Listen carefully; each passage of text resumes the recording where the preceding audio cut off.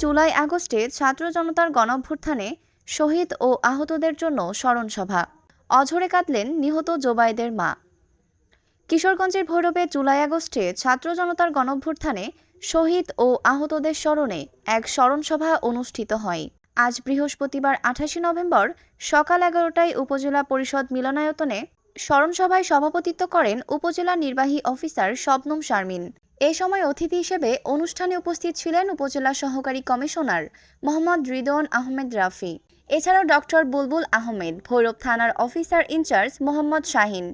এছাড়া অনুষ্ঠানে জুলাই মাসে আহত মামুন, আহত জাহিদ হোসেন হৃদয়, মেহেদী হাসান জিন্না ও ঢাকায় পুলিশের গুলিতে নিহত জোবায়েদের মা এবং নরসিংদীতে গুলিতে নিহত কবিরের স্ত্রী বক্তব্য রাখেন। আহত মামুন বলেন, ছাত্র জনতার আন্দোলনের সময় দুর্বৃত্তরা আমার এক হাত কেটে পঙ্গু করে দিয়েছে আমাকে।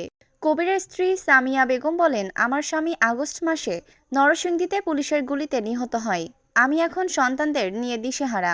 এদিকে বক্তব্য দিতে গিয়ে অঝরে কেঁদেছেন নিহত জোবায়েদের মা হোসনে আরা বেগম।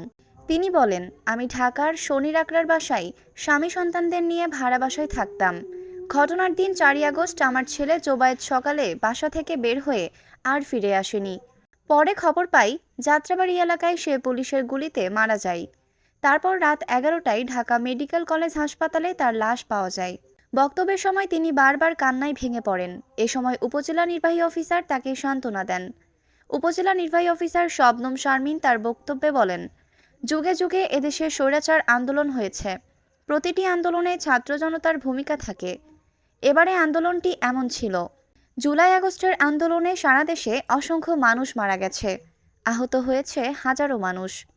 আমি জেনেছি ভৈরবেও এবারে আন্দোলনে কয়েকশো মানুষ আহত হয়েছে এবং ঢাকাতে ভৈরবের জোবায়েদ ও নরসিংদীতে কবির গুলিতে নিহত হয়েছেন। দুজনের নিহতের ঘটনায় আমরা ব্যথিত ও দুঃখিত।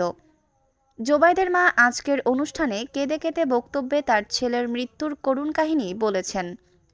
তার বক্তব্য শুনে আমার চোখে পানি এসেছে। 5ই আগস্ট স্বৈরাচারের পতন হয়েছে, এখন নতুন সরকার ক্ষমতায় আছে। তিনি বলেন, আসুন আমরা সকলে মিলে দেশটাকে সুন্দর করে গড়ে তুলি। সকলে সহযোগিতা করলে এদেশ সোনার বাংলায় পরিণত হবে। মিলাদ হোসেন অপু, ভৈরব কিশোরগঞ্জ প্রতিনিধি। ঐশী সৃষ্টি, news desk, Bangladesh news today.